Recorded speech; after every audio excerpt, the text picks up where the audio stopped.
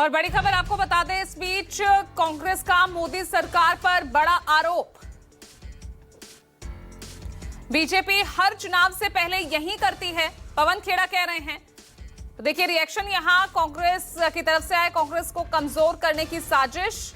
Pawan Khera, BJP आप मिलकर कांग्रेस को कमजोर कर रही। तो सभी यहां पर एक दूसरे पर वार पलटवार कर रहे हैं। क्या कुछ कहा सुनिए। जो भी भारतीय जनता पार्टी की राजनीति को समझता है वो तैयार था इस चीज के लिए, क्योंकि आने वाले कुछ सालों में, महीनों में गुजरात और पंजाब के इलेक्शन आने वाले हैं।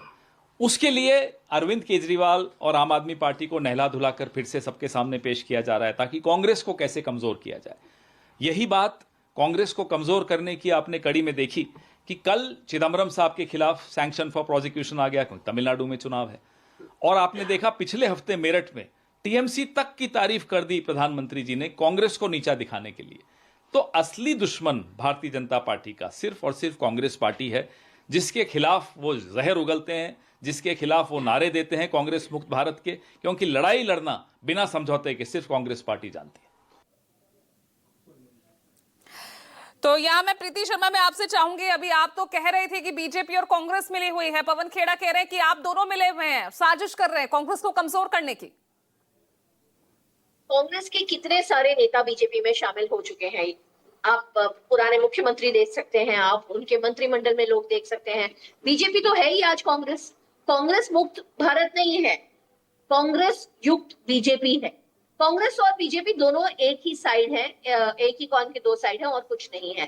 करप्शन इन जो लोग करते हैं वो बीजेपी में शामिल हो जाते हैं, आज ये सिद्ध हो गया है। और जो लोग करप्शन नहीं करते वो अरविंद केजरीवाल जी जैसे, मनीष सिसोदिया जी जैसे, संजय सिंह जैसे खड़े रहते हैं हिम्मत करके। चाहे कितने भी इल्जाम डालें, चाहे हमें जेल में डालें, हम लोग खड़े रहे।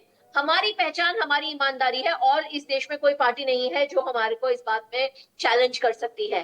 कांग्रेस पे मुझे दया आती है, वो जिस तरीके से बुरी तरह से दिल्ली हारे, उसके बाद उनको जो सदमा पहुंचा, उसकी वजह से मैं तो कहती हूँ अजय माकन जी बीजेपी के ही मेंबर हैं, उनको कांग्रेस का मेंबर क्यों कहा जाता है।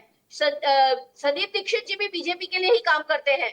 और ये जो निर्णय आज आया है, इससे ये साबित हो गया है कि बीजेपी जिन लोगों को डराती है, धमकाती है ईडी से के इल्जाम देके। ऋषि शंकर, मैं चाहूंगी प्लीज रिस्पॉन्ड कीजिए। देखिए, मैं प्रीति जी के बात से सहमत नहीं हूँ। यदि राष्ट्रीय फलक पे देखें तो राहुल गांधी और कांग्रेस पार्टी मेन चैलेंज है बीजेपी के लिए, इसमें कोई दो राय नहीं है। और बीजेपी के कुरीतियों का सबसे अधिक विरोध किसी ने किया है वो राहुल गांधी ने किया है। चलिए ठीक है, अब कौन किससे मिला हुआ है या नहीं ये तो वक्त ही बताएगा, लेकिन फिलहाल एक बड़ी जीत यहाँ आम आदमी पार्टी के लिए। बहुत बहुत शुक्रिया हमारे साथ इस चर्चा में जुड़ने के लिए। छोटा सा ब्रेक ले रहे हैं, खबरें जा रही है।